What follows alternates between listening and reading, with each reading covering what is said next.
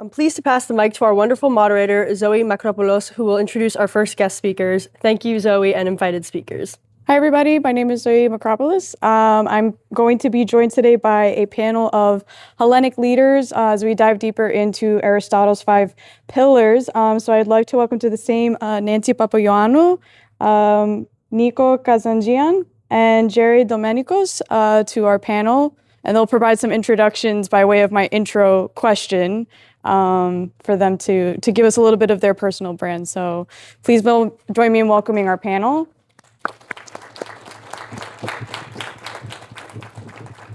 So in addition to providing just a little bit more context as to, your personal current roles, I figured a good intro question to allow everybody a little bit of an understanding to put the lens on for our follow-up questions is, in 3 to 5 words, how would you describe your current professional identity? So please share with us your current roles, but how would you describe that current personal identity in 3 to 5 words?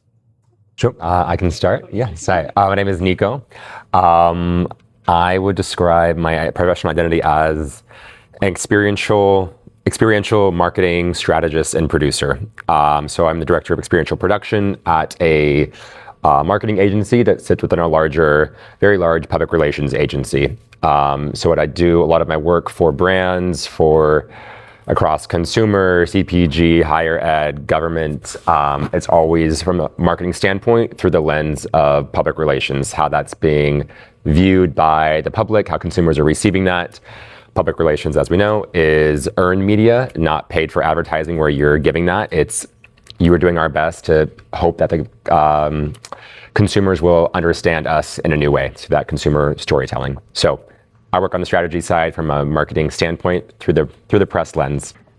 Good morning, everybody. I'm Nancy Papaioannou. I'm one of the first women president in an American bank, and this is how I'm recognized mostly in the Greek American community. What defined me in this environment that was clearly all men around me, even my board consisted of 30 men, and I was the only woman. I defined that any difficulty was inside me and drove me by my religion beliefs, my education, and my strength that I'm Greek, because this is what carries on all what Aristotle gives in our life about pathos, about trust, about mission in our life. And as you know, happiness is the outcome in our lives, but we really need to define it and fight for it. So those define me. Hi, everybody. Jerry Domenicos. I'm CEO and president of AirLogix. I operate in the commercial building services and commercial real estate space. What I would define my personal brand as is I'm a builder, I'm a culture architect, and I believe very strongly in being accountable, direct, and not cutting corners. All right, so now that we have a little bit of a snapshot of roles and kind of what's helped you all define that professional identity, each of our questions is actually going to reflect those pillars of Aristotle that we're kind of workshopping today's symposium around. So the first question with the lens of Keros, I'm going to throw this first to Jerry, if that's okay, and we'll work our way towards the other side of the table.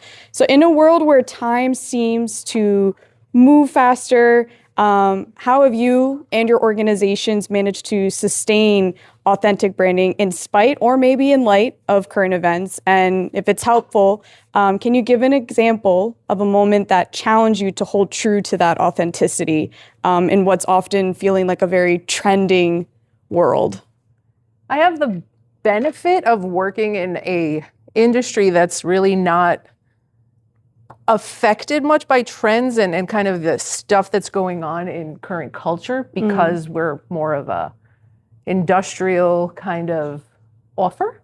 So it doesn't touch us as much in that sense. However, we believe very strongly in being authentic to our brand, and often that means turning work away that doesn't align with our values and being okay to do that, because typically, if there is an alignment, I believe very strongly in alignment. And so if an opportunity on the table that's extremely lucrative presents itself that doesn't align with our values, we know that in this fast-moving world, it'll go wrong very quickly. So you have to be okay with turning opportunities away if they're not aligned.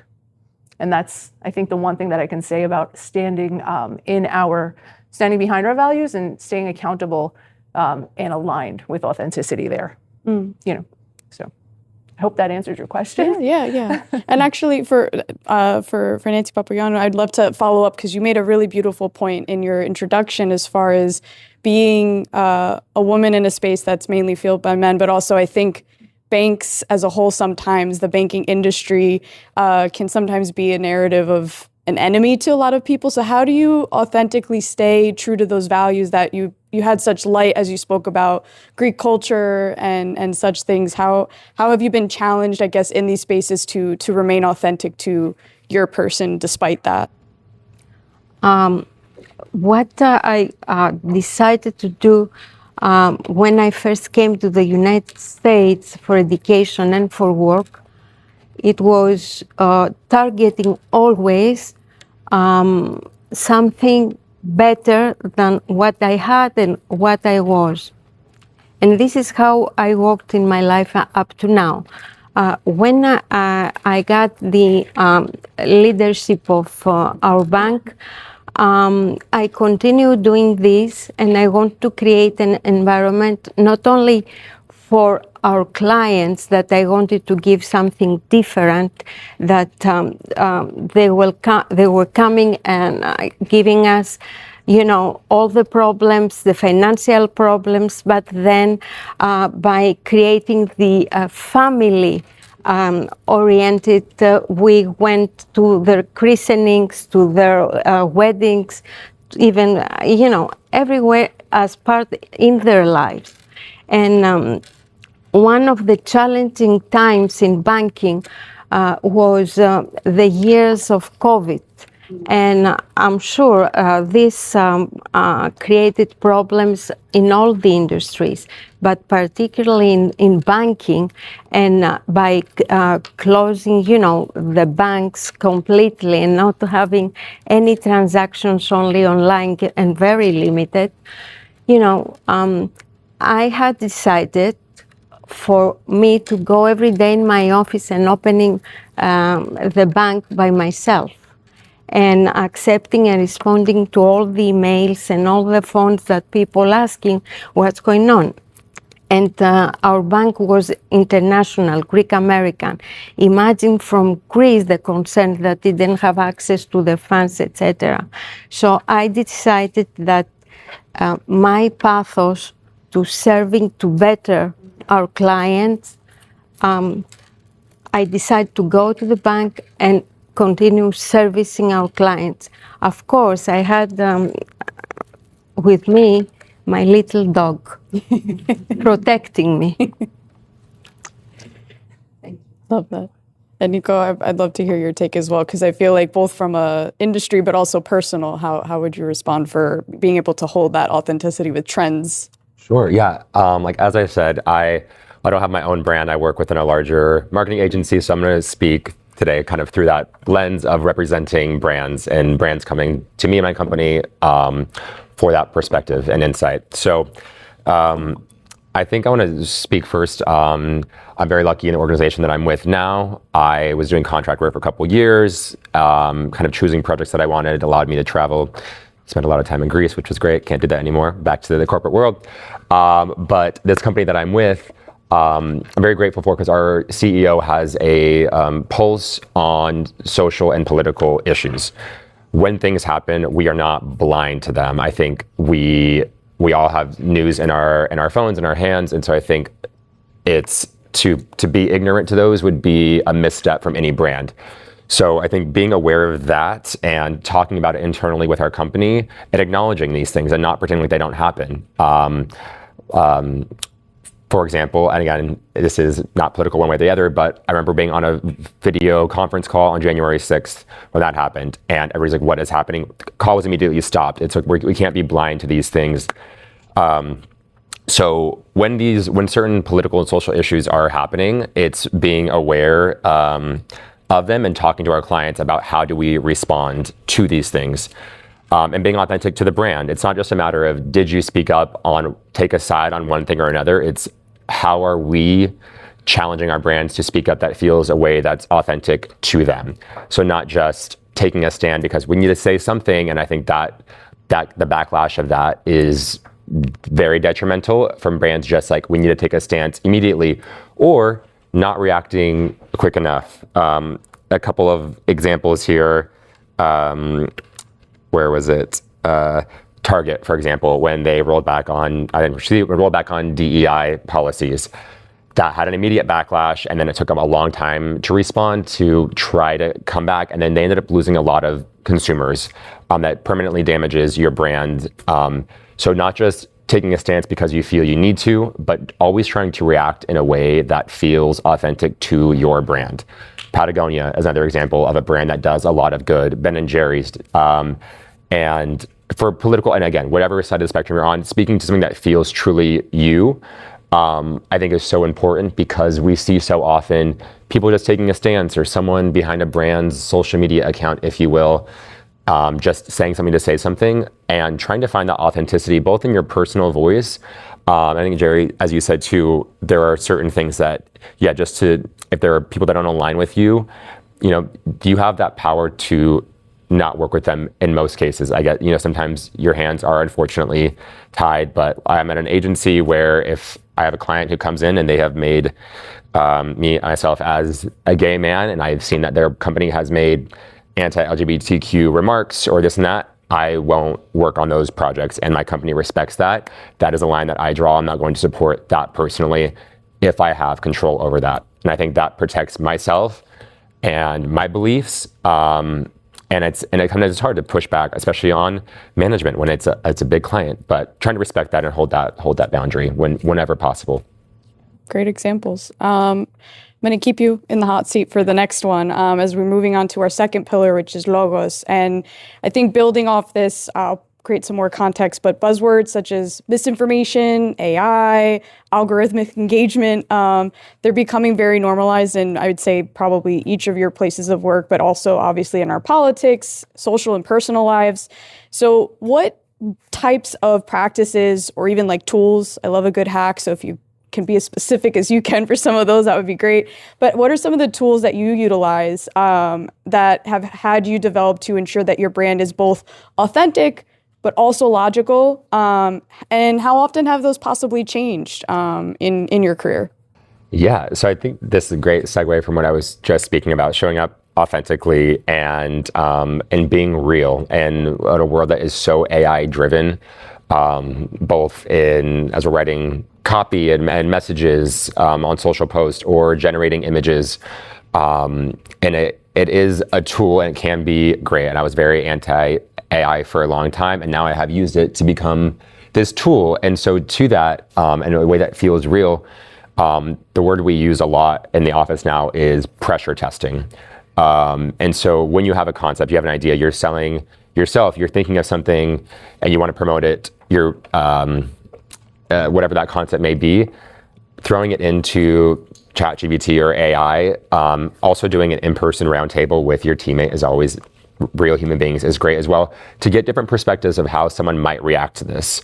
I have, my last couple companies, I've been on a team full of women, I've been the only male. And so I'm bringing sometimes a different perspective, and I'm hearing thoughts that they're sharing that I wouldn't have had. So a couple of things there is getting a diverse group of people together to brainstorm and ideate, and how might someone, and it's never a negative thing, but making sure that if it's a big marketing campaign, if it's for yourself or your brand, you are getting different perspectives of different genders, races, socioeconomic backgrounds, to offer and poke those holes, so that way you're avoiding that, getting ahead of it before you're putting that out into the universe for someone else to do that and ding your brand or your company. And a great tool is AI, and doing this pressure test. How might somebody, if you don't have access to that in a room, you're maybe sitting around the table, everybody looks the same, throwing it into ChatGPT and being like, can you pressure test this against how might somebody react to this negatively, just to make you think. And you might not always have the solution, but it is a great place to pressure test any ideas before it gets out in the universe. Because as we know, once it's out there, it's out there. So trying to get ahead of that as much as possible. And luckily there are great tools for that. Of course, always love starting with people, but if you don't have access to that, use AI in that way. Awesome, thank you.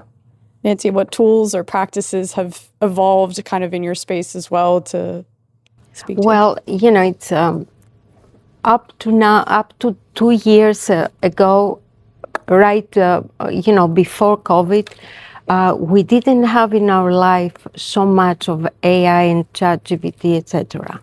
So up to then, trust was the core thing in banking, and trust has to be built, cannot be acquired. What changed in our life after COVID, with all this technology, again, technology can be acquired, new computers, new intelligence, new tools to search engines, etc. But in order to maintain your brand and your business, you have to have trust. You have to build it, not only with your clients, but with your products. And I think this is what drives all the industries. And one byproduct of all this AI and ChatGPT, etc., and search engines is that jobs are being affected.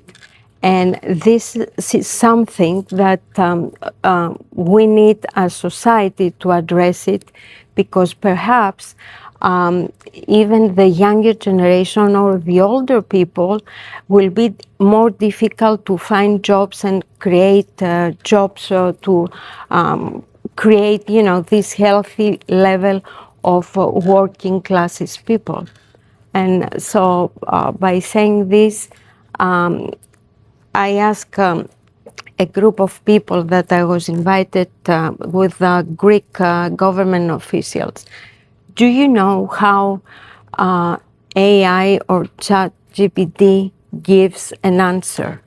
Not a lot of people knew that someone else gives all these answers and are written like Google search. So we need to be very careful when we have searches and include all this information in our reports, in our presentations, etc.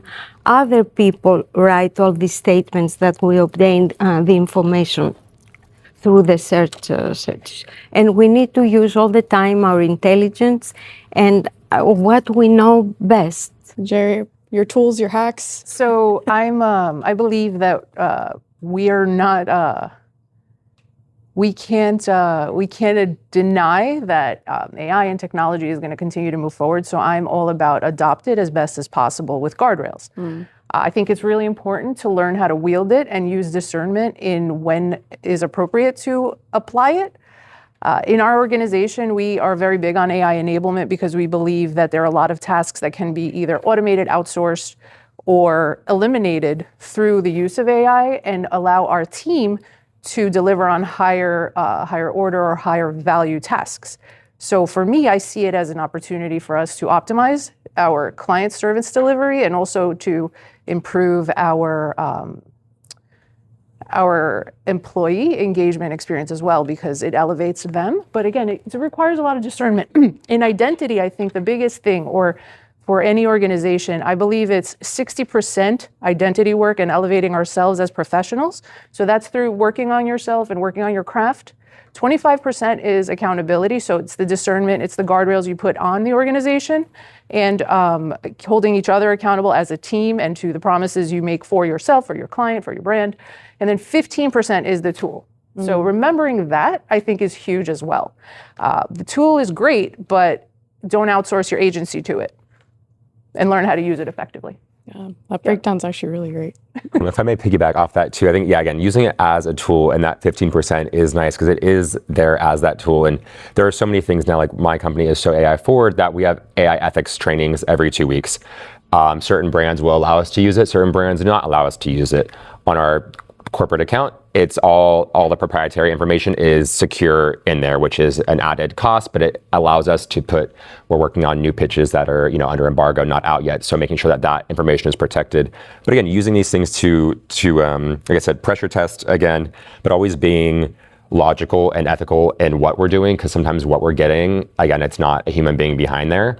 By show of hands, has anybody generated an image on ChatGPT before? Or okay, a lot of people. Okay. Or has anybody seen online where it's like a dream home and it's like a photo of this house, but the staircase goes to nowhere, right? Because it's like things are just not logical, right? And so those things, you have to always question it. So it's, again, using it as a tool and 15% to check at the end, but the logic is not always there. Or like if an image of spelling is wrong, so these things, so it's like that, it's not a perfect tool, but it can be used, and finding ways to use it for yourself, but never becoming dependent upon it. So you feel like you are an authentic human being behind yourself, behind your brand, that you're sharing that story. I think keeping it as a tool is kind of the main theme that each of you touched on within very different industries and very different experience, because the minute we let it become the actual being, in a sense, that's, I think, the danger in it. So I think that was definitely my takeaway, and the breakdown of the percentage. I'm going to have to make my pie chart later. But I actually want, as we go into our third question, so for our third pillar of ethos, I'd love for Nancy to start, because building off of your last response, in thinking about how, a lot of the times right now we are learning about how there's a distrust even amongst leaders, and being able to, not be canceled. I think that's become a very common theme, as we're seeing, in different spaces. But I would love to hear an example of a leader or a mentor in your career who exemplified building that trust and credibility, even when maybe there was opposition on their team or in the industry. Who was someone, or maybe it was even yourselves, how did you, keep your trust and credibility despite maybe that there was an opposition within the spaces that you were working in? In the working environment, you always have issues that challenge you. The issues that you have in your working environment always builds you up, because you need to make a decision.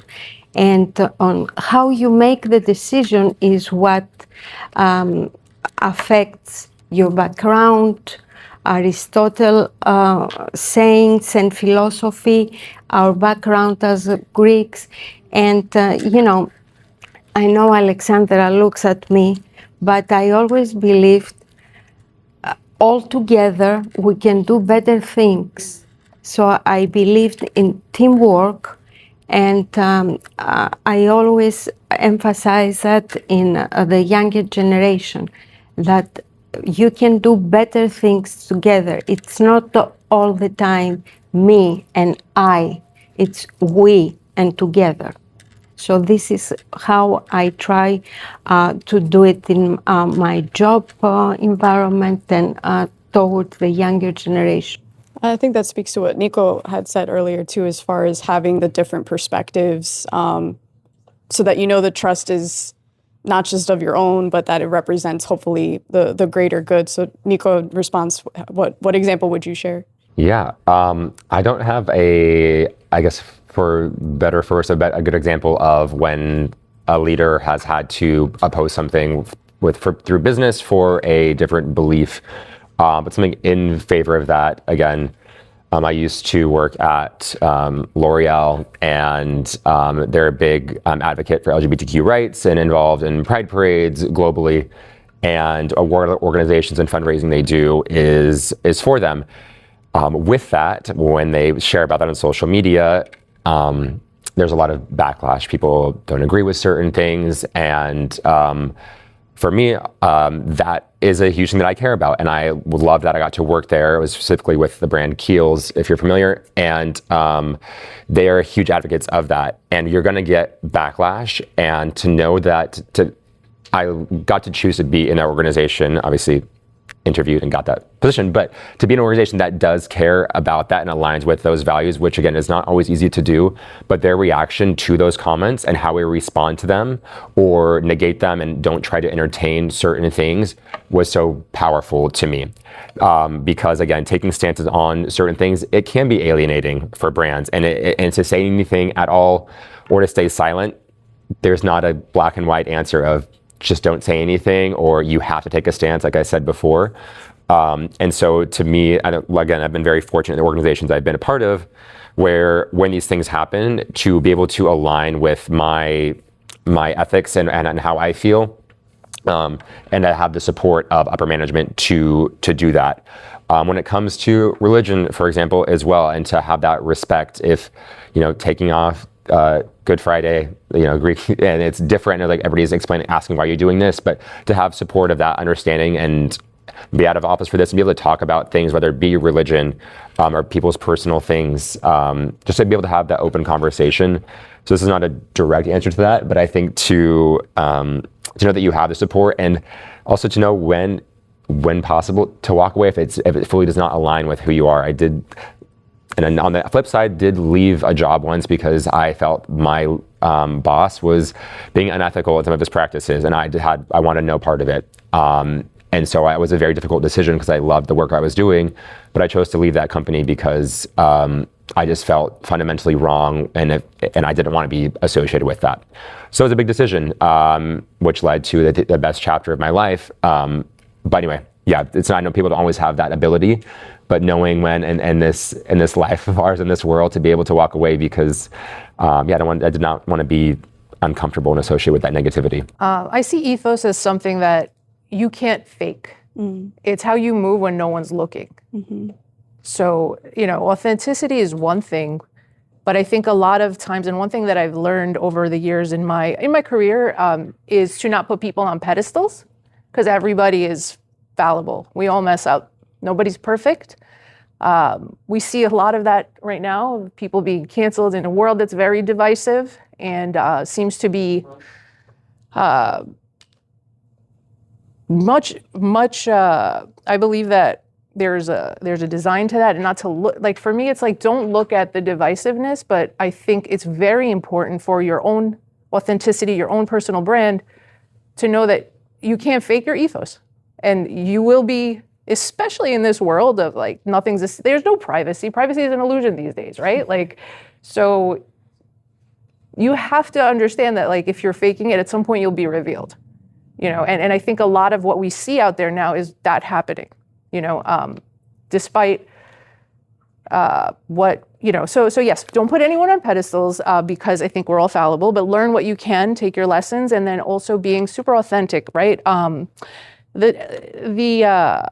The way that I'd like to say it is, you can't build credibility quickly. Same with trust. It takes a lot of effort and time to build, but it can be broken in a second.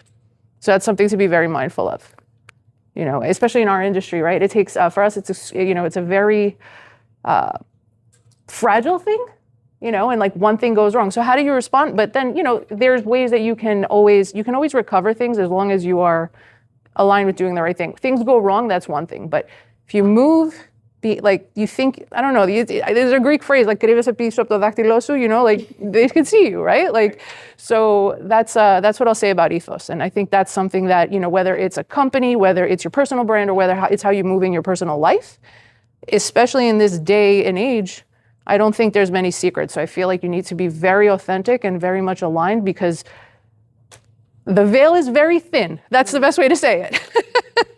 Yeah. No, absolutely. I mean, and I think we'll probably hear that in different pockets from our other speakers later. I just reflect on Chris and I had a conversation before this that spoke to that perfectly, as far as just like, you it's all connected. You are one person. So while you can kind of show up in different spaces, it does all become who you are.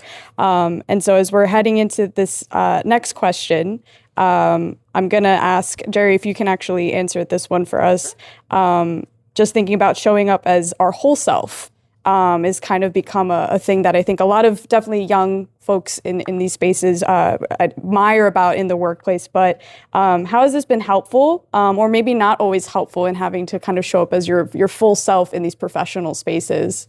This is a good one for me, I think.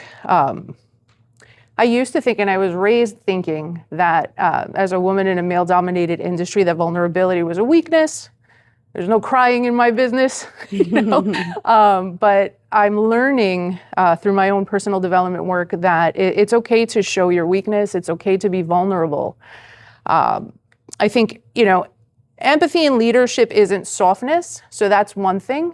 Empathy is important, but also you don't have to be perfect and you don't have to be hard. I used to think that I had to show up with this very cold, very steel, super mercurial approach, and it wasn't authentic, so people don't buy it, because we all as humans have this primal way of sniffing that out, And as I kind of went on in my years, I realized it's okay not to be perfect. You can kind of be vulnerable, and then I think that builds your credibility a little bit, because you're oh, people kind of, in the past when I was in that other persona of I have to be a certain way, I found that it sent out a different frequency to people, right? And they were just kind of put off by it because it wasn't authentic.